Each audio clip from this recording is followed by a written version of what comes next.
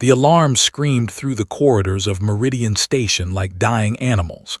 Red lights flashed on every wall, painting the faces of running soldiers in the color of blood. Commander Park stood at the center of the command bridge, her eyes fixed on the massive display screen before her. What she saw made her heart turn cold. 2,000 enemy warships filled the darkness of space. They moved like a swarm of angry insects, their black hulls blocking out the light of distant stars. The Dominion had finally come to finish what they started. They had already destroyed 17 civilizations, eating their way across the galaxy like a plague. Now they wanted Meridian Station, the last wall between them and the rest of the coalition. Gripped the railing in front of her until her knuckles turned white. She was 34 years old, born on a small farming moon, trained for war since she was 16. She had seen battles before. She had lost friends before, but she had never seen anything like this. "Commander, enemy fleet is in attack formation," said her tactical officer, a young man named. His voice shook slightly, but he kept his eyes on his screens. "They will reach weapon range in 12 minutes. Nodded slowly. 12 minutes. That was all the time they had left. She looked around the bridge at her crew. Humans, all working together, all preparing to die together. The coalition had brought 12 different species under one flag, united by the simple desire to survive. But survival seemed impossible now. "How many ships do we have?" she asked, already knowing the answer. 312 combat-ready vessels, replied. Another 47 are damaged from the last engagement. 300 against 2,000, almost laughed at the absurdity of it. The ships were not just numerous. They were powerful, fast, and crewed by soldiers who felt no fear, no mercy, no hesitation. The warriors lived only to consume and conquer. Every planet they took, every species they defeated, only made them stronger. On the display screen, a new window opened. The face of Admiral Lee appeared, broadcasting from his flagship at the center of the defense fleet. He was an older man, his face lined with decades of service. He was also human, one of the few humans who had risen to high rank in the coalition military. Most species still considered humans too primitive, too violent, too unpredictable for real responsibility. "All commanders," said, his voice calm and steady despite everything. "I will not lie to you. We are outnumbered and the reinforcements we requested will not arrive in time. The coalition high command has written us off as lost." Silence fell across every ship in the fleet. Could hear her own heartbeat pounding in her ears. "But we are not fighting for the coalition today," continued. "We are fighting for the billions of innocent people behind us, for the children who are sleeping safely in their beds, not knowing that monsters are at the door. For every species that has already fallen to we will show them that someone was willing to stand and fight." Felt tears forming in her eyes, but she blinked them away. There was no time for tears. "All ships prepare for combat," ordered. "Make every shot count. Make them pay for every inch of space they take. And if we must die today, then let us die so loudly that the whole galaxy hears us." The channel closed. Around her crew moved with renewed purpose. They checked weapons, adjusted shields, prepared emergency systems. Nobody spoke of surrender. Nobody spoke of escape. They all knew there was nowhere to run. Walked to the front of the bridge and looked out the main window. She could see them now, tiny points of light growing larger with every passing second. The fleet was beautiful in a terrible way, moving in perfect coordination like a single living organism. "Commander," called out, "Admiral Lee is sending a message to Earth, Priority 1 transmission." Turned, "What does it say?" Read from his screen, his voice hollow. "Meridian falling, all hope lost, may humanity remember us." A final goodbye. A last message to that most coalition species barely acknowledged. Knew that Earth had been part of the coalition for 70 years, but humans were still treated as newcomers, as primitives who had stumbled into the stars by accident. What could Earth possibly do? Their military was small, their technology was outdated, their planet was considered a backwater world of little importance. The first weapons fired. Bright beams of green energy cut through space, slamming into the Coalition's forward ships. Explosions bloomed in the darkness. Watched as 3 ships disappeared in balls of fire, their crews gone in an instant. "All ships return fire," she commanded. Her own vessel, the Harmony's Light, shuddered as its weapons came to life. Blue bolts of plasma raced toward the enemy, but they seemed so small against the massive fleet, like throwing pebbles at a mountain. The battle had begun, and deep in her heart knew it would be their last. She thought of her mother back on the farming moon, of the fields of golden grain swaying in the wind. She thought of her little brother who wanted to be a pilot someday. She thought of all the simple, beautiful things she would never see again. Then she pushed those thoughts aside and focused on the fight. If she was going to die, she would die fighting. That was all she could do now. The ships came closer, and the sky burned with the light of 1,000 weapons. Deep beneath the mountains of Korea, in a bunker that no satellite could see and no scanner could detect, Fleet Admiral Han sat in darkness. She was 51 years old, with short black hair and eyes that had seen too many secrets. The room around her was filled with screens and controls, all of them dark, all of them waiting. Then a light blinked red. A message was coming through. Pressed a button and Admiral Lee's voice filled the room. The words were simple and terrible. "Meridian falling, all hope lost. May humanity remember us." For a long moment did not move. She sat perfectly still, letting the weight of those words settle into her bones. Meridian Station was falling. The Coalition was losing. And the galaxy still thought of Earth as a primitive backwater, a planet of violent savages who were lucky to have discovered fire. They had no idea what Earth really was. Stood and walked to the main console. She entered a code that only 7 people in the world knew, and suddenly the bunker came alive. Lights flickered on. Screens glowed with information. And on the largest display, a map appeared showing the entire solar system. It was covered in red dots, hundreds of them. Each dot was a warship. 70 years ago, when humanity first made contact with the Coalition, they were welcomed as minor members. The other species looked at human history and saw only war, only blood, only endless conflict. They decided that humans were too dangerous to trust with real power.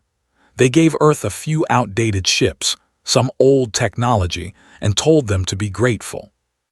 What they never realized was that humans had been fighting wars for 10,000 years. They had learned things about combat that no other species could imagine, and when the Coalition rejected them, humans did not complain. They did not argue. They simply smiled, said thank you, and began to build in secret. For 70 years, the best engineers, scientists, and military minds on Earth worked on a single project. They took the technology the Coalition gave them and made it better. They studied alien weapons and created deadlier versions. They built factories on hidden moons, shipyards inside asteroids, training facilities in places that did not officially exist. They called it the United Earth Defense Initiative, and Han was its commander. She picked up a communicator and spoke into it. "This is Admiral Han. All senior staff to the command center immediately. Operation is active." Within minutes, her command staff arrived. Vice Admiral came first, a tall man with a face and cold eyes. He was the fleet's tactical genius, a man who could look at a battle and see victory where others saw only chaos. Behind him came Rear Admiral, commander of the carrier groups. She was small but fierce, with a reputation for turning impossible situations into crushing victories. Last came Captain Shin, leader of the Ghost Squadron, the most elite stealth unit ever created by human hands. "You all know why you are here," said, looking at each of them in turn. "Meridian Station is falling. The Coalition is being destroyed, and nobody is coming to save them." "Except us," said quietly. "Except us," nodded. For 70 years we have hidden, we have built, we have prepared. The galaxy thinks we are primitive fools who got lucky with technology we do not understand. Today we show them the truth." She turned to the main display and activated the fleet status. Numbers appeared on the screen, numbers that would have shocked any coalition commander. 800 capital ships, 2,000 fighters and bombers, weapons platforms that could crack planets open, and at the center of it all, the flagship Unconquered Spirit, a dreadnought so massive and so powerful that it imagination. "Our brothers and sisters are dying out there," continued. "Admiral Lee sent his message to us because he knew the truth. He knew that when all hope was lost, Earth would answer. Not because we have to, not because we owe the coalition anything, but because that is who we are." Stepped forward. "Admiral, the fleet is ready. All ships report combat status. We can launch within the hour." Smiled, but it was not a happy smile. It was the smile of a predator preparing to hunt. They have conquered 17 civilizations. They have never lost a major battle. They think they are invincible. She looked out at her officers, at the men and women who had dedicated their lives to this moment. They have never fought humans before. Not really. Not like this. Today we teach them what humanity can do when we stop hiding. Today we remind the galaxy why our ancestors were feared. She pressed a button, and across the solar system, engines began to roar. Ships that had been sleeping for decades woke up. Crews that had trained in secret rushed to their stations. The largest military force ever assembled by a single species prepared to move. "Operation is go," commanded. "All ships jump to Meridian Station, and may God have mercy on anyone who stands in our way." The fleet rose from hiding, and the stars themselves seemed to tremble. Commander Park tasted blood in her mouth. The Harmony's light shook around her as another enemy blast hit the hull. Half her crew was dead. The other half was dying. Through the cracked window of her bridge, she could see the wreckage of coalition ships floating in the darkness, twisted metal and frozen bodies spinning slowly in the void. The battle had lasted for 2 hours, and it was almost over. Of the 300 coalition ships that had stood against the, fewer than 60 remained. Most were damaged beyond repair. Some were on fire, their crews fighting desperately to keep them alive for just a few more minutes. The fleet had lost maybe 200 ships, but 200 meant nothing when you started with 2,000. "Commander," said weakly from his station. Blood ran down the side of his face from a wound on his head. "Shields are gone. Main weapons are offline. We have maybe 10 minutes before the reactor fails." Did not respond. She was staring at the command ship, a massive vessel at the center of the enemy fleet. It was black and ugly, covered in spikes and weapons, a monument to everything cruel and terrible in the universe. A transmission came through, broadcast to every surviving coalition ship. The Hive commander appeared on screen. He was horrible to look at, a creature with too many eyes and a mouth full of sharp teeth.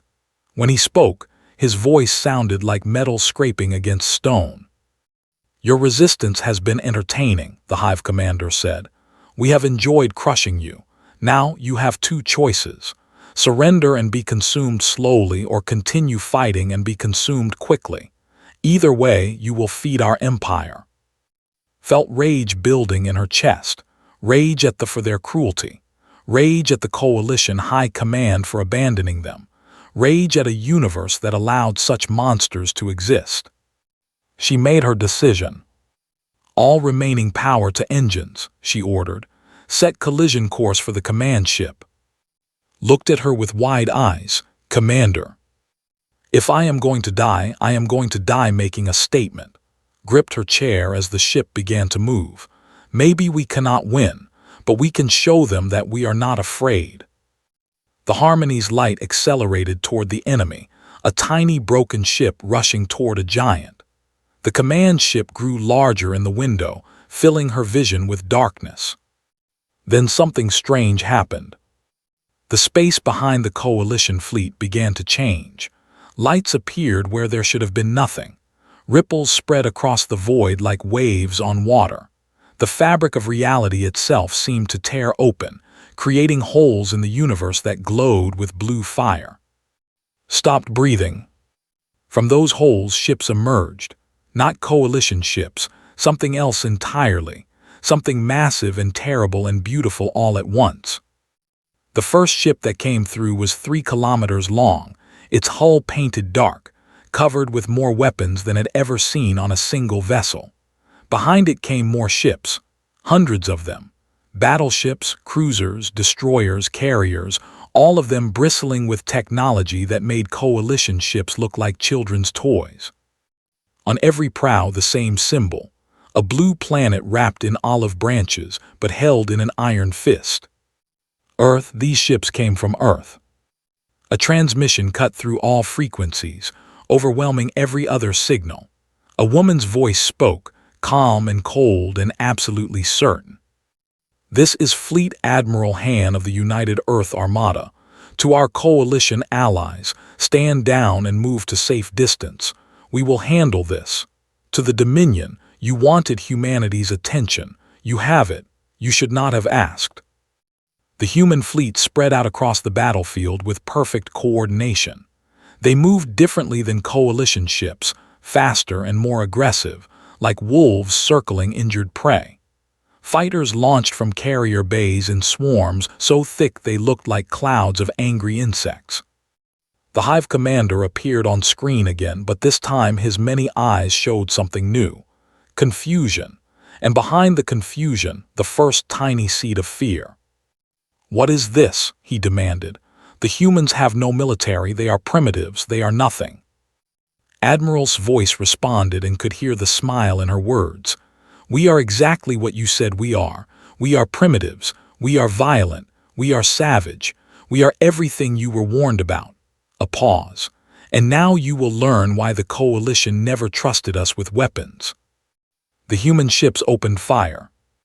Watched as beams of pure white energy cut through vessels like hot knives through paper. She watched as missiles exploded against enemy hulls, tearing them apart from the inside. She watched as human fighters swarmed over ships, too fast and too numerous to stop. She watched and she began to cry, not from sadness, from hope. For the first time since the battle began, Commander Park believed they might survive. What happened next was not a battle, it was a lesson. Captain Shin sat in the cockpit of his stealth ship, watching his tactical display with cold satisfaction. His ghost squadron had jumped directly into the center of the formation, appearing from nowhere like phantoms rising from graves. The enemy had no idea they were there until it was too late. "Ghost team, weapons free," said calmly. "Target their reactor cores, make it quick." 12 stealth ships fired simultaneously. Nuclear warheads, specially designed to penetrate armor, flew toward their targets. 12 cruisers exploded from the inside, their reactors turning into miniature suns that consumed everything around them. Was already moving to the next target before the light faded. On the other side of the battlefield, Rear Admiral commanded her carrier groups with brutal efficiency. Human fighters moved in perfect coordination, controlled by advanced computers that made decisions faster than any living mind could follow. They did not fight fair. They swarmed enemy ships from every direction at once, overwhelming shields and weapons with sheer numbers. "Squadron 7 flank left," ordered. "Squadron 12 draw their fire. Squadron 3 go for the engines." A battleship tried to escape. 20 human fighters surrounded it like sharks around a wounded fish. They tore it apart piece by piece, stripping away weapons, shields, and armor until nothing remained but a floating corpse of metal. At the center of it all, Vice Admiral stood on the bridge of the unconquered spirit, orchestrating the destruction like a conductor leading an orchestra of death. He had studied them for decades. He knew their tactics, their weaknesses, their patterns, and he exploited every single one. "The enemy is attempting to form a defensive sphere," he reported to Admiral. "Predictable, Order Battle Groups 3 and 7 to punch through the top. Battle Group 9 will hit them from below. We will crack them open like an egg." Nodded, "Do it." The human fleet moved with terrifying precision. Coalition officers watched from their damaged ships, unable to believe what they were seeing. They had conquered 17 civilizations. They had never lost a major battle, and now they were being torn apart by a species that the galaxy had dismissed as primitive savages. The Hive commander screamed orders at his remaining ships: "Retreat, regroup, fall back." But there was nowhere to retreat to. Human ships had surrounded the entire enemy fleet, closing off every escape route. They were trapped in a cage of steel and fire. Admiral said, "The enemy command ship is attempting to flee. It is moving toward the hyperspace jump point." Stood from her chair and walked to the front of the bridge. She looked out at the command ship, that ugly black monument to cruelty and conquest.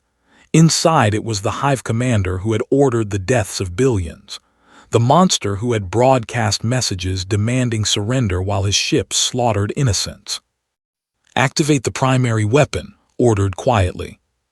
The unconquered spirit carried many weapons, but its primary weapon was something special, something that human scientists had spent 30 years perfecting. A gravity lance that could create artificial black holes, bending space itself into a weapon of absolute destruction. The ship hummed as power built up in its core. Lights flickered across the fleet as energy was drawn from every available source. On the bridge, officers held their breath. "Gravity lance charged," the weapons officer reported, "ready to fire." "Did not hesitate, fire." A beam of absolute darkness shot from the front of the unconquered spirit. It did not look like a weapon. It looked like a hole in reality, a wound in the universe that swallowed all light. It crossed the distance to the command ship in less than a second. When it hit, the enemy vessel did not explode. It collapsed. The gravity lance created a singularity at the center of the ship, pulling everything inward. Metal screamed as it was crushed. The Hive commander had no time to react, no time to send a final message, no time to even understand what was happening. One moment his ship existed. The next moment it was a point smaller than a grain of sand. The singularity collapsed, and the command ship was simply gone. Silence fell across the battlefield. The remaining ships stopped moving. Without their Hive commander, they were lost, confused, unable to function. Human Marines began boarding operations, taking prisoners and securing vessels with cold efficiency. From start to finish, the battle lasted 47 minutes. 2,000 warships had arrived at Meridian Station expecting an easy victory. Now fewer than 100 remained, and those were surrendering as fast as they could. The most powerful military force the galaxy had ever feared had been destroyed by a species they had never taken seriously. Commander sat in her damaged bridge, staring at the human fleet with tears running down her face. Around her, her surviving crew members wept and laughed and hugged each other. They had expected to die. Instead, they had witnessed a miracle. "What are you?" she whispered, not expecting anyone to hear. But Admiral's voice came through the speakers, warm and tired and proud. "We are human," she said simply, "and we protect our own." 3 weeks after the Battle of Meridian Station, the Coalition Council met in emergency session. Representatives from every member species gathered in the Great Hall on the capital world, their faces showing a mixture of gratitude, confusion, and fear. The humans had saved them all, but the humans had also been lying to them for 70 years. Admiral Lee stood before the council, his uniform cleaned and pressed, his hair combed neatly back. He looked tired but determined. Behind him, through the massive windows of the hall, human warships could be seen orbiting peacefully alongside coalition vessels. "You lied to us," the representative said. Her voice carried the weight of her people's betrayal. "We trusted you. We accepted you into our coalition, and all this time you were building weapons in secret." Nodded slowly, "Yes, we lied." Murmurs spread through the hall. Some representatives looked angry, others looked scared. The ambassador, a creature twice the height of any human, leaned forward with suspicion in his eyes. "Why?" he demanded. "Why did you hide? Why did you deceive us?" Took a deep breath. He had prepared for this moment his entire life, but that did not make it easier. When humanity first discovered we were not alone in the universe, we were filled with hope, he began. We dreamed of friendship, of cooperation, of building something beautiful together with other species. But when we arrived at the Coalition's door, you looked at us and saw monsters. He paused, letting his words sink in. You studied our history and found 10,000 years of war. You saw our genocides, our cruelty, our endless capacity for violence. And you decided we were too dangerous to trust. You gave us old technology and broken ships. You put us in the corner and told us to be grateful for scraps. The hall was silent now. Every eye was fixed on the human admiral. We could have been angry, continued. We could have protested, demanded equality, fought for our place. But instead, we accepted your judgment. We smiled and nodded and played the role you wanted us to play, because we understood something you did not. He turned to look at the stars outside the window. The galaxy is a dangerous place. Somewhere out there, something terrible is always growing, always hungry, always waiting. They were not the first empire of conquest, and they will not be the last. Someday, the Coalition would face a threat it could not defeat. And when that day came, someone would need to be ready. He turned back to face the council. So we built. We prepared. We created weapons and ships and armies in secret, not to conquer the galaxy but to protect it. We knew you would never trust us with that responsibility. So we took it ourselves without asking permission, without seeking approval, because that is what humans do. We see a problem that needs solving and we solve it, even if no one thanks us. The representative, a being of pure light, flickered with emotion. You could have conquered us. With that fleet, you could have taken the entire galaxy. Smiled sadly. Yes, we could have, but we did not want to rule the galaxy. We wanted to save it. Silence stretched across the hall. Then, slowly, Commander Park stood from her seat in the observers section. Her wounds had healed, but her eyes still carried the memory of watching her friends die. I was there, she said, her voice clear and strong. I watched my ship burn, I watched my crew die. I was ready to sacrifice myself because I believed all hope was lost. She looked at with something like wonder. And then the humans came, not because they had to, not because we asked, but because someone was in trouble and they could help. She walked forward until she stood beside the human admiral. My people have a saying, judge others not by their words but by their actions. For 70 years the humans told us they were harmless and we believed them. But when the moment came that mattered, when everything was on the line, they showed us who they really are. She turned to face the council. They are warriors. They are protectors. They are the most dangerous species in the galaxy, and I am grateful every day that they chose to be our friends rather than our enemies. The hall erupted in noise. Some representatives argued, others applauded. But slowly, one by one, they began to see the truth that had spoken. 6 months later, the Coalition signed a new treaty with Earth. Humans were given full membership, full rights, and full responsibility for the defense of Coalition space. The secret fleet became the official protector of 100 worlds and a dozen species. Admiral Han retired from active duty. She spent her final years on Earth, tending a small garden in the mountains of Korea, watching the stars at night and wondering what other dangers might be lurking in the darkness. Commander Park was promoted to Admiral. She commanded a mixed fleet of human and Coalition ships, patrolling the borders of known space. Sometimes, when she looked at her human crew members, she remembered that moment when the sky had torn open and salvation had poured through. And across the galaxy, in empires and dominions that had never heard of Earth before, stories began to spread. Stories of a small blue planet filled with violent, unpredictable creatures who had hidden their true power for 70 years. Stories of a fleet that appeared from nowhere and destroyed an unstoppable enemy in less than an hour. The wise leaders of these empires studied these stories carefully. They calculated the risks. They considered their options. And they decided, very quietly, to leave that small blue planet alone. Because the humans were watching. The humans were always watching, and nobody wanted to find out what would happen if humanity stopped being friendly. In the end, that was humanity's greatest gift to the galaxy. Not their weapons, not their ships, not their soldiers. Just the simple, terrifying knowledge that someone was out there, ready to fight for those who could not fight for themselves. And the darkness of space became just a little bit less frightening.